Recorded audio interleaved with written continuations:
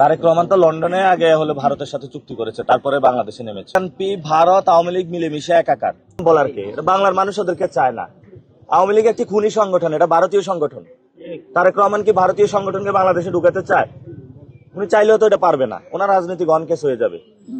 অনেকে বলে তারেক রহমান ভাই কি, উনি একটা দলীয় প্রধান, আরো 10টা এরকম বাংলাদেশে আরো 20টা দল আছে, 53টা দল আছে, 53টা দলীয় প্রধান আছে।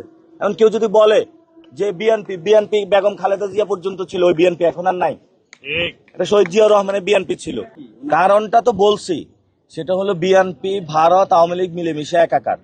এটা কিন্তু আমি বলতেছি, বিএনপি ভারত আওয়ামী লীগ মিলেমিশে একাকার। তারা বাংলাদেশে বড় ধরনের কোন প্ল্যান করতেছে, কিন্তু আমাদের আধিপত্যবাদ এবং ফেসিবাদের বিরুদ্ধে লড়াইটা চলবে। যে ওনারা যদি জায়গাটা দেখেন, তারেক রহমান যখন বাংলাদেশে এসেছেন, উনি অনেকগুলো পরিবর্তন করতে পারতেন। ওনারাই তো সংস্কার কার্যক্রমে বাধা দেওয়ার কারণে নারীরা নির্বাচন করতে পারলো না। আপনারা দেখেন নাই যে 100 সিটে তো নারীদের নির্বাচন করার কথা ছিল, সে জিনিসটা হলো না। তারেক রহমান তো লন্ডনে আগে হলো ভারতের সাথে চুক্তি করেছে, তারপরে বাংলাদেশে নেমেছে।